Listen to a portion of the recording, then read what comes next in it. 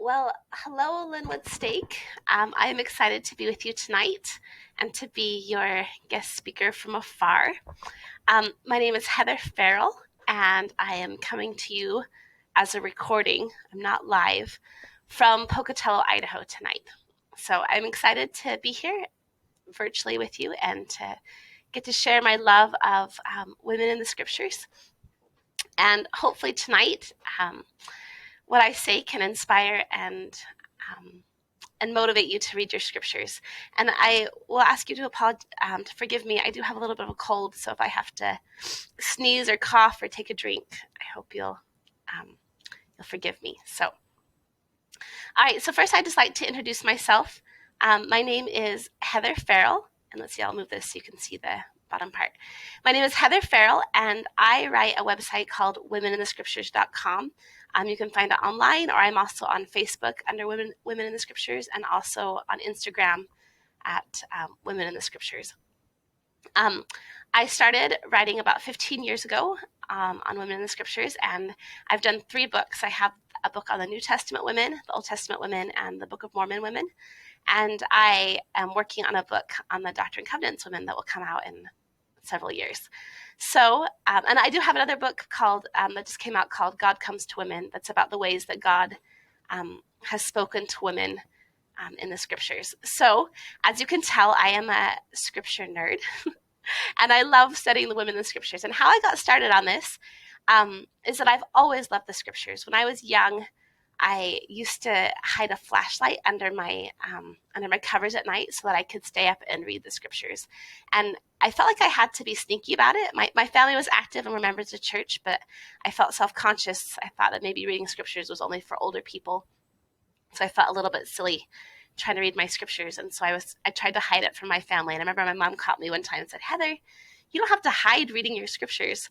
But I've always loved the scriptures. And but I do have to admit that for a long time, I had a little chip on my shoulder that I felt that a little disappointed in the scriptures because I felt like they were mostly about men and about boys. And I thought there are not very many stories of women in the scriptures. And that kind of made me wonder if there weren't many stories about women in the scriptures, if maybe women weren't as important to God. Maybe it wasn't as important as the stories of the prophets or the men in the scriptures. And so I kept that kind of belief until I got to college.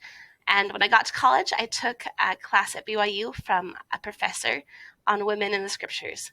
And the first day she handed us a book, and it had our study guide of all the women we'd be studying that year. And I was blown away because there were so many women that I had never heard of before. And I thought, I have been to seminary, I have been to Sunday school my whole life, I did young women's, I've been an active member of the church, and I have not heard about most of these women. I've even read my scriptures probably more than most kids my age, and I have not heard about these women in the scriptures. And I realized that women had not been left out of the scriptures.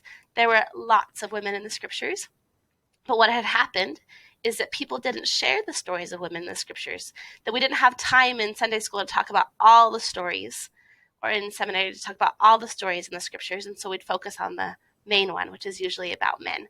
And a lot of the smaller stories, which are often about women, don't get shared. So I hope tonight, if anything you take away from this presentation, is a desire to go open up your scriptures and start discovering these stories of women.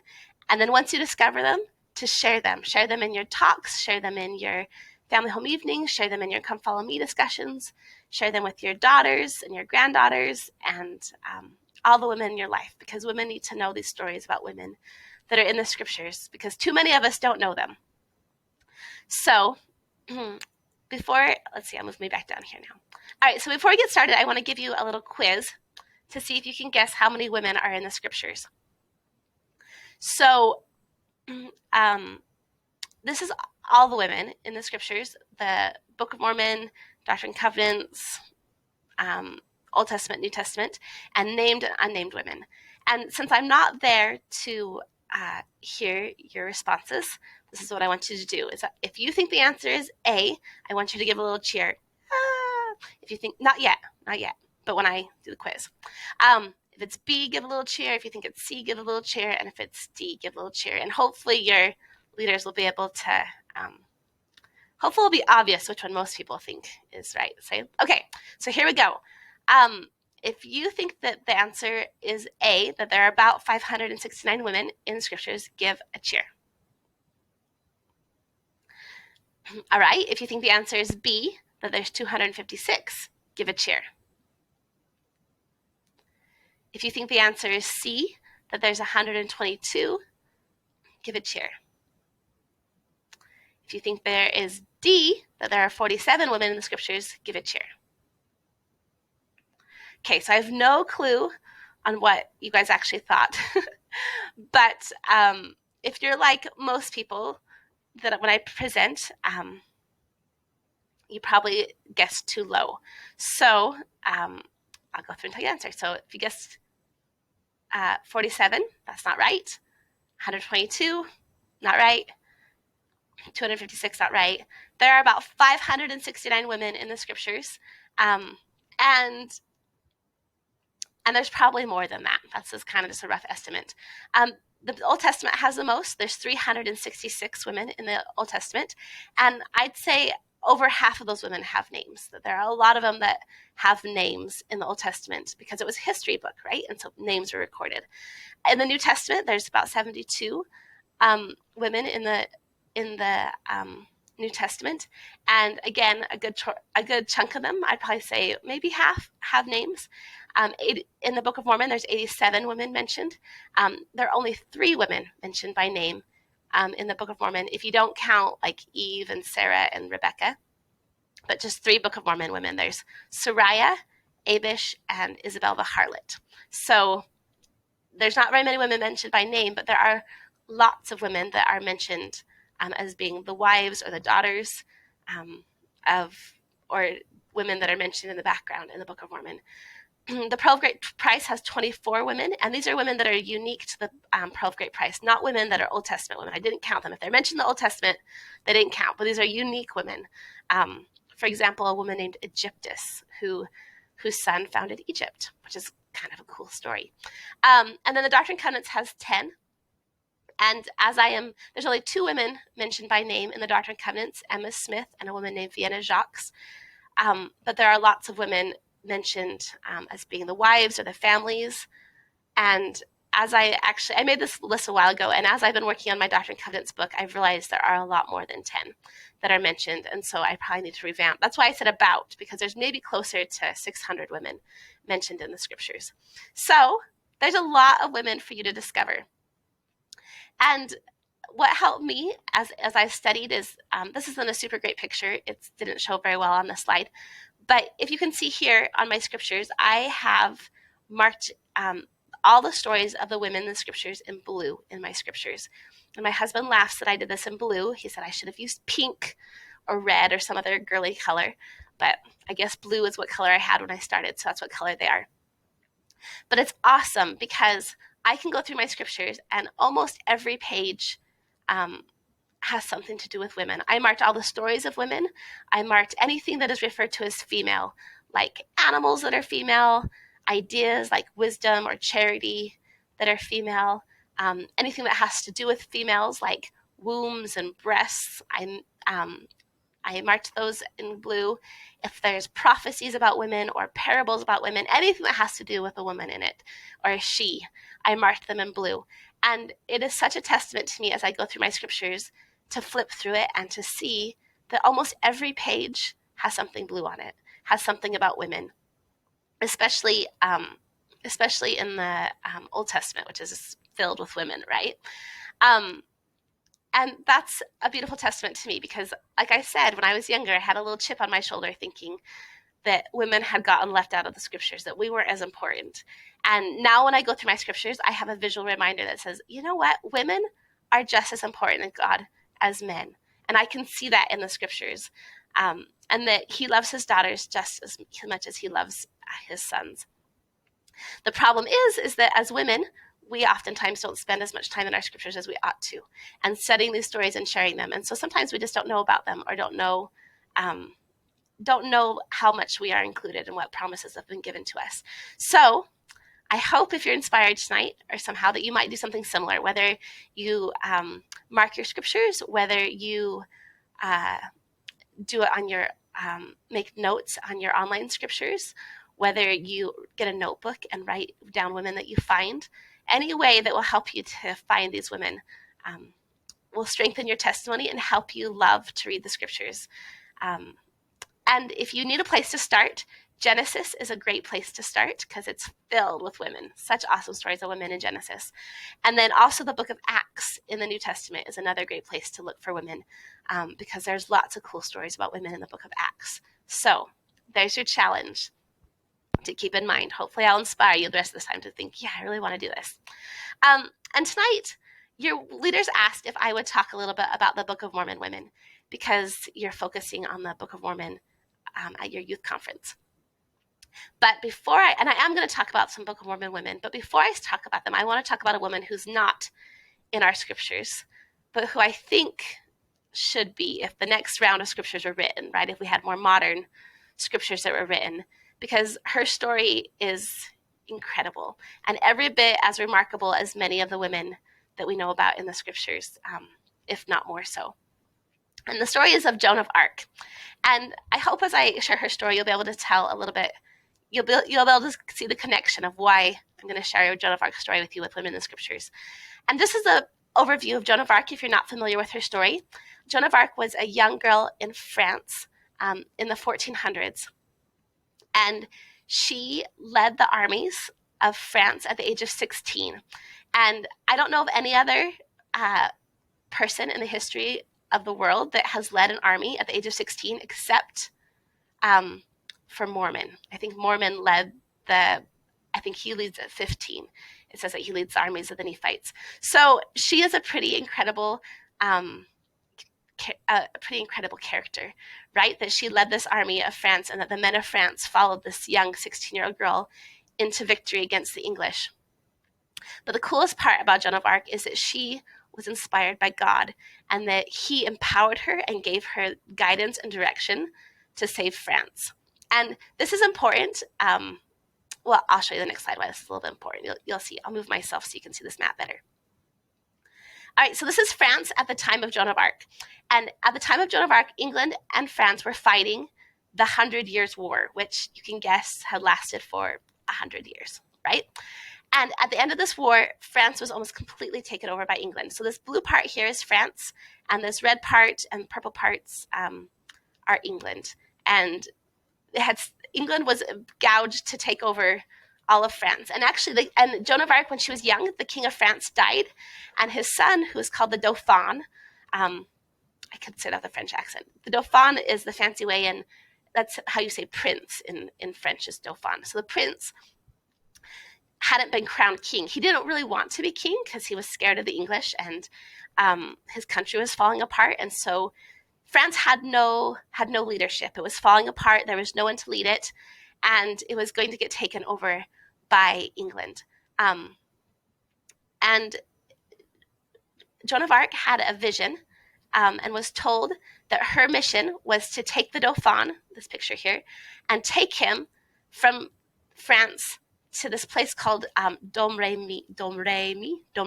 I'm not French, but to cross into enemy territory, cross into England, the English part, and take him to this place, this castle, where the kings of France were crowned, and have him crowned king.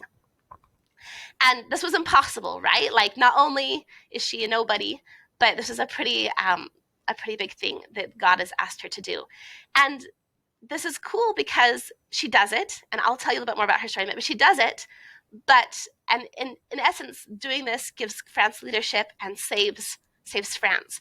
And they have a really great documentary on BYU TV if you're excited about learning more about Joan of Arc that tells her story. And the man that put it together, he said that he's an LDS man that was putting it together, and he said that as he was putting this documentary together about Joan of Arc, he had this powerful realization that if Joan of Arc had not saved France, then the United States would not exist as a country. Because if you're familiar with American history, it was France and the French army that came and the French Navy that came to assist George Washington and the Continental Army.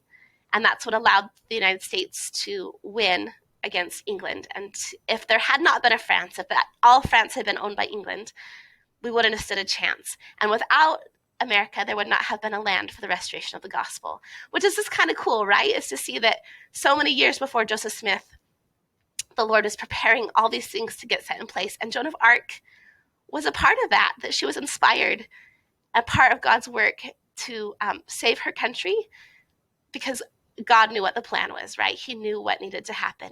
So it's pretty cool that she was inspired. So, and really one of the most incredible things about Joan of Arc is how young she was. So I want anyone here who is our 13-year-olds in the audience. So if you're 13, and actually let's go 11 and 12-year-olds too. I don't know. Oh, but you're youth conference, not young women's camp, right? So I don't know if there's 13-year-olds there. If anybody 13, stand up. All right, our 13-year-olds standing up. Okay, look around. Find our 13-year-olds if there are any. When Joan of Arc was 13 years old, so this is pretty young, right? This is as young as some of you guys. She was praying one day she was praying. She was a very pious young woman. She oftentimes prayed a lot. That was she spent a lot of time at church and praying. She just was naturally that way. And when she was 13 years old, she had a visit from Michael, who's the archangel.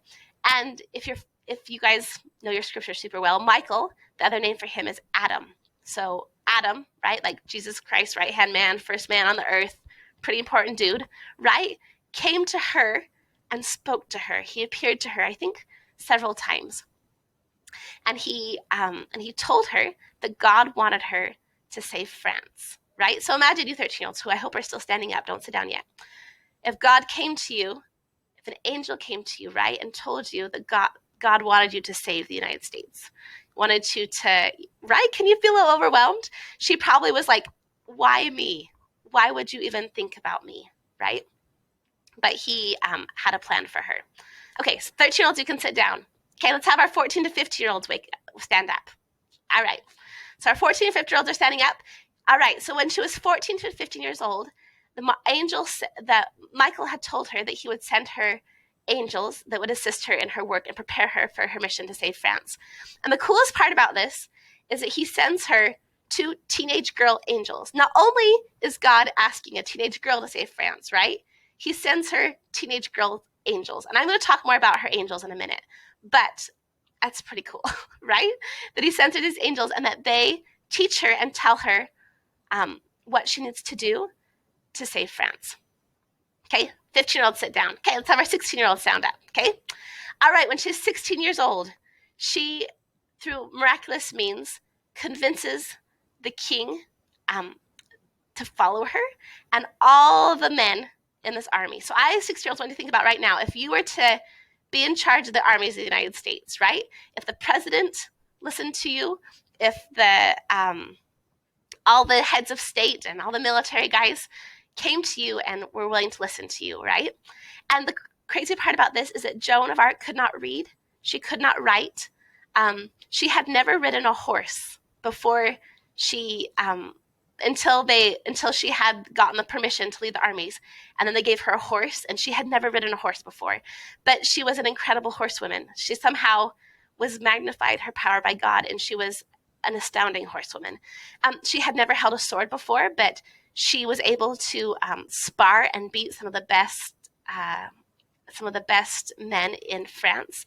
That they were humbled by her ability with the sword. She had never led anybody before, but she led veteran war men and thousands of men into battle, and she had some incredible victories. She was able to she was able to cross enemy territory and to crown the king, and to free several of the cities that had been taken by the English. This is a testament that God can magnify our powers, right? That when he asks us to do something, he also gives us the power to do it. Okay, 16-year-olds, sit down. Okay, let's do our 18-year-olds and our 19-year-olds, if we have any of those, okay? 18, 19-year-olds, stand up. All right, when she was 18 years old, so she had led the French army for about 2 years, maybe a little less than 2 years, actually. About 18 years old, she was captured by the British, and she was taken to prison, and she was interrogated by all the powerful men of her day who were trying to trip her up and trying to get her to say the wrong thing. They starved her. They didn't torture her, but she was deprived of everything, and tried to put her in the hardest and most embarrassing situations so that she would deny her faith or would show that she had been deceived by God. And their answers astound them. They couldn't, for 5 months, they couldn't get her tripped up. And finally, they tricked her into signing something, and were able to convict her falsely, right? And at 19 years old, she was burned at the stake for her belief in Jesus Christ and for her following of what God had asked her to do, right? It's a pretty incredible thing. It's young, right, to have done all that at such a young age. So, okay, sit down. You guys can sit down now. And I guess the whole point of this is what I wanted to show is that God needs and uses young women in his work, right? From the time that she was young, 13, to the time that she was 19, she was a young woman. She was your age the whole time. And he used her in his work. And he prepared her and gave her the power to do what she was needing to do. And I just want to tell you, this is part where it turns into the women of the scriptures a little bit. Because as I was studying the story of Joan of Arc, I was so impressed that the angels that came to her, that the messengers that came to her were young women that had been through things very similar to what she had been through. And in her little town in France, there was a church, and there were statues of these saints, these women that came to her because they were, Catholic saints, and so they had pictures of it. And so she knew their stories. She knew who they were, and she knew them. And these are the women that came to her and gave her strength. And I thought that's just like the women in the scriptures, is that when we know their stories, when we know the stories of the heroines in our scriptures, they can come to us and they can give us strength and messages and encouragement and power to do what the Lord wants us to do. So to show you how perfect these women were for Joan of Arc, I'm going to tell you a little about their history. So one of the first of Joan's messengers, the angels that came to her, was St. Catherine of Alexandria. And she was about 300 AD, and she was a princess at the time. And when she was 14, she had a vision or a dream of Mary, the mother of Jesus. And her family was not Christian, but after this vision, she became converted, and she was a Christian. And not only was she converted, she was a very outspoken Christian. She was a very bold, intelligent young woman. And she spoke out against the emperor of Rome, right? That would be like the president of the United States, maybe even a little bit more than that. And she condemned him for his treatment of the Christians, because this was the time when Rome was feeding Christians to lions and things like that. And he told her, basically, like, be quiet, right? You need to be quiet. And she would not be quiet. She spoke out boldly, and she was converting people to Christianity through her boldness. And so he had her imprisoned, and he had her questioned, just like Joan of Arc was. He put her before a group of men who tried to trick her up on her Christianity and tried to mess her up so they could condemn her. And she answered all their questions with brilliance. Like, they couldn't convict her. And so finally they tried to torture her. That's why here on the side, can you see this wheel?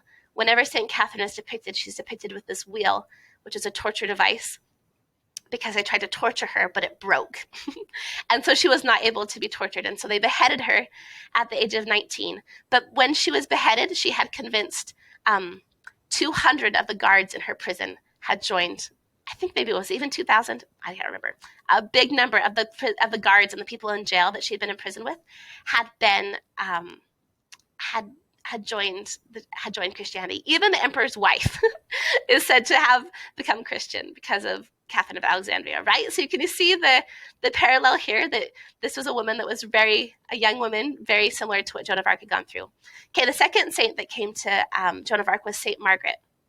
And again, she's about 300 AD, kind of same time period. And she was not in a Christian family, but she was raised by a Christian nurse. And when her father found out that she was Christian, he disowned her. And so she went to go live as a shepherdess in the wilderness. But the Roman governor of the province saw her because she was very beautiful, and he wanted to marry her. But she had taken a pledge of chastity to God that she was not going to get married. And so she refused. She said, I won't marry you. And he also wanted her to deny her Christianity. And she said, I will not deny my faith to marry you. And so he, again, had her tortured, but all the things that they tried to torture with would not work. She escaped them all.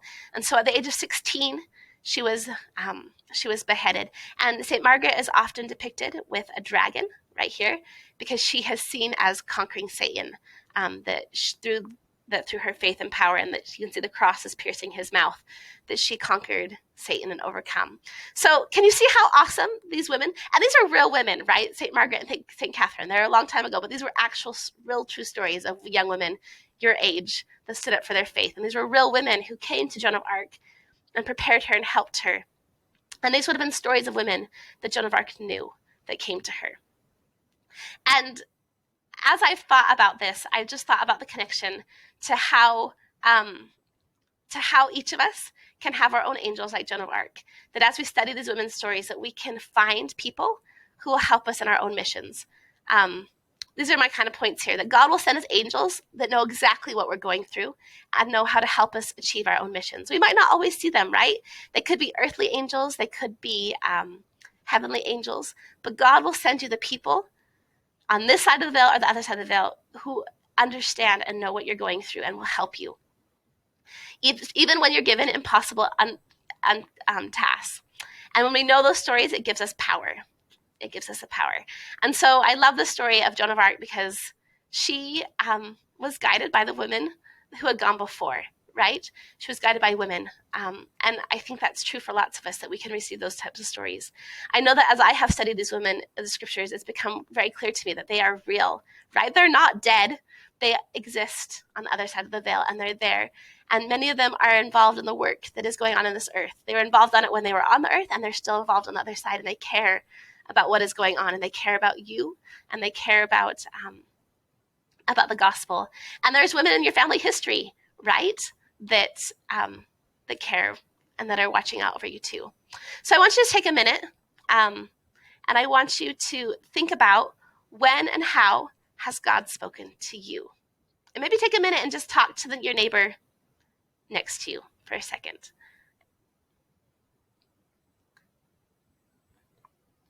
So hopefully there's buzzing going on about people talking. But when and how has God spoken to you? And if you need to pause me, go ahead and pause me, leaders, and then you can keep going. All right, so now to talk a little bit about the Book of Mormon women. And these are women that I chose because I felt like they had a little bit of Joan of Arc in them. They had a little bit of that feeling of standing up for truth and righteousness, of being led by God. And one of the cool things about, as I studied the women in the Book of Mormon, is that I realized that we think that there's so much war in the Book of Mormon, right? There's so much war and things that are going on in the Book of Mormon that are violent, right? But the women in the Book of Mormon are often the peacemakers. They're the ones that are trying to mediate peace between individuals or between groups. And that's a powerful thing to me, that the women were the peacemakers, that they were standing up for peace and truth and righteousness, even in a time of war and hardship. And so these are some of the women that I picked out that are the peacemakers. And these are a story that this is the fair daughters of the people of Noah. And this is in the book of Mosiah. And if you have a notebook, you should write these down so you can go back later and read their stories. But this is the people of you remember Limhi? So King Noah is the bad king, and the Lamanites come to attack him, and all the people scatter out, and some of the people get kidnapped, and there's a whole bunch of things going on, right? And the Lamanites come, and they and King Noah and his men run away, and Noah's people, now led by King Noah's son Limhi, are going to get captured and killed by the Lamanites. And so they send forth their daughters to go and plead with the Lamanites, right? They send forth their young women to go and be ambassadors for peace. And it says here that the Lamanites were charmed by their beauty, right? So maybe they were hoping that the Lamanites wouldn't kill the beautiful young women, right? But they entrusted these women with a pretty big job, right? To go forth and to plead for their people and to advocate for their families. And that was a lot of trust that they showed. And these women did it. They went forth, and it says the Lamanites did spare their lives. And these women were convincing that it wasn't just because they were beautiful, right? It was because they were able to articulate and convince the Lamanites to save their people, and they were able to plead with them. And that's a pretty cool example of young women being entrusted with an important job to go forward and to plead for their people. All right, the next woman that I want to talk about is Abish, and I think you guys are a little familiar with her story. She's one of the more famous women in the Book of Mormon, right? And if you remember, her story happens when Ammon has gone to teach the Lamanites, and King Lamoni and his wife have had a vision, and they've fallen to the ground, because they're overcome by the Spirit. And Abish, who's a Lamanite woman, sees this and recognizes it as something that comes from God. And we know that Abish had been converted to the Lord. It says that she'd been converted to the Lord. And this is the cool part that it says, for many years on account of a remarkable vision of her father. And when I had read this before, I always thought, oh, her father had a vision, and he had taught his daughter about the gospel, right? But as I read this again, actually, it was a friend that pointed out to me. And actually, okay, so it was a friend that told me that one of her young women in their class, had told her this. So this insight comes from a young woman. But she said that this young woman had read this and had read it differently, and said that it wasn't, that you could read it a different way too, that Abish had a vision of her father, right?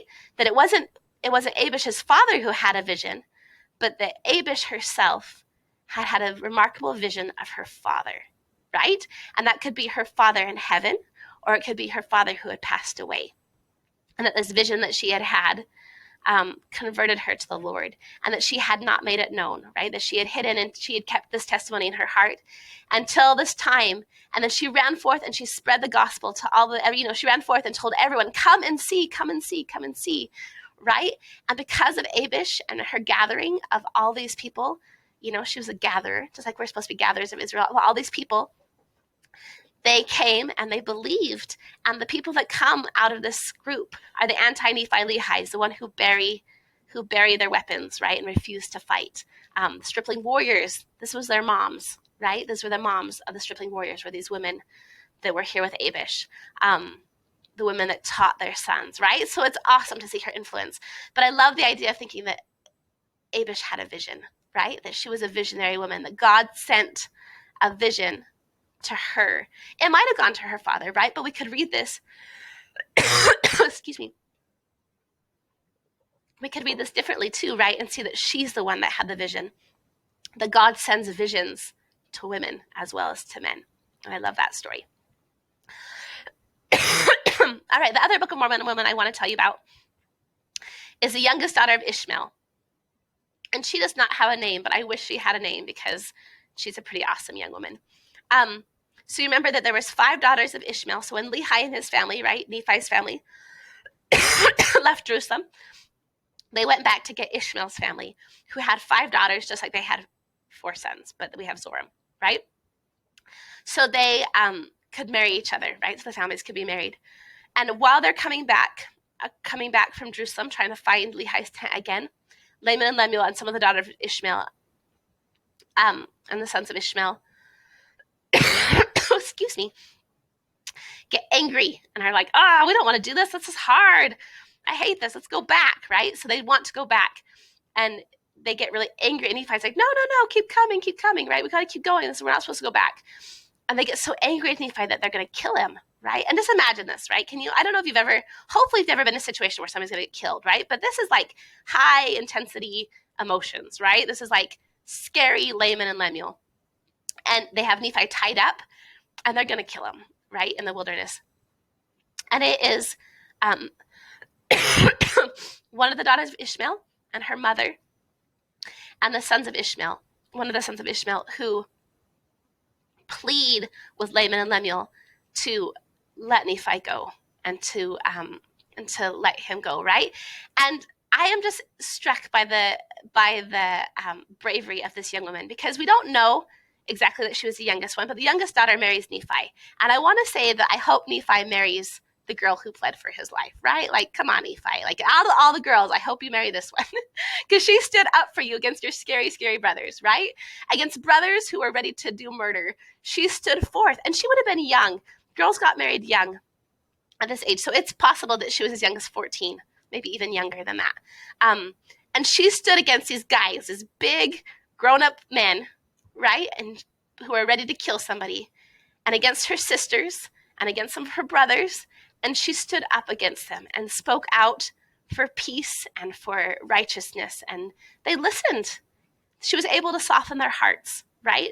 She softened their hearts, and they didn't kill Nephi, and they came forward and they went on the journey. And we know later on that the family divides, right? There's a split between those Laman and Lemuel and between Nephi, and there's a split, which would have been really hard. But I am so proud of this youngest daughter of Ishmael, right? For her ability and her courage to stand up for hard things. All right, so I'm at the end of my presentation. So hopefully, I know this has been a lot of me talking and not a lot of interaction, so hopefully I've kept you awake. But I just want to end, as I've shared the story of Joan of Arc, and I have shared this story of these young women, I just want to share this last quote by Joan of Arc. And this is what they asked her in her trial. And the cool thing is that all of her trial is recorded. You can go and read it. It's amazing to go through and read the responses she gave to these men and the questions they asked her. It's incredible. But they asked her, why would God use you? He had a whole country full of men. Why would he choose you, right? And her answer was, it pleased God thus to act through a simple maid. And I love that, right? That God can act through simple people. He can act through humble people. He can act through people who, whoever is willing. He doesn't need a lot to work with, right? He is God. He can make things out of nothing, right? He just needs a willing heart. He needs somebody who will listen. He needs somebody who will follow and do what he says. And that if he has that, he can do incredible things with you and with the work. So here's my question to you tonight, is how is God acting through you to bless others and do his work? Because he is. And if you don't feel like he is,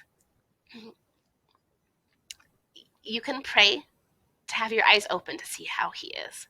Because when we're willing and we are humble, God will use us in many different ways.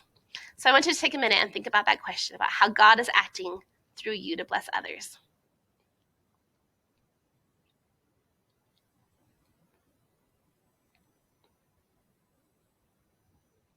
All right.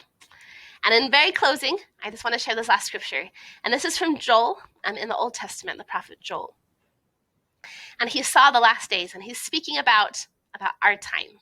And he says, I'm going to move this so you can see the rest of this picture, because there's a young woman down there by Christ. He says, and it shall come to pass in the last days that I will pour out my spirit upon all flesh, and your sons and your daughters shall prophesy. Your old men shall dream dreams, and your young men shall see visions.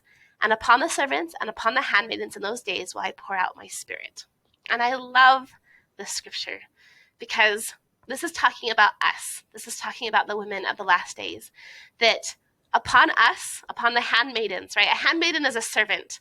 Upon the women who are willing to be the servants of God, upon the women who are like Joan of Arc, who are like the daughters of Noah, who are like Abish, who are like the daughter of Ishmael, who are willing to listen and be humble, he will pour out his spirit, and he will give us power to do impossible things and to make miracles happen. And I know that is true. And I know that as you seek his will and as you pray and are humble and as you listen, that he will send you the power and the guidance that you need to get through the hard things in your life and to do the hard things that he asks of you. Because the world is getting harder and harder. It is getting harder and harder to be a follower of Jesus Christ in our world. And it takes real courage and it takes real strength. But you have an incredible legacy of women in your own family history and in the scriptures and throughout history, of women who have stood up for truth and righteousness, who have stood for things that are right, and who God has endowed with power. And I just want to bear testimony that I know that's true of you, and that he will pour out his Spirit upon you. And I say this in the name of Jesus Christ. Amen.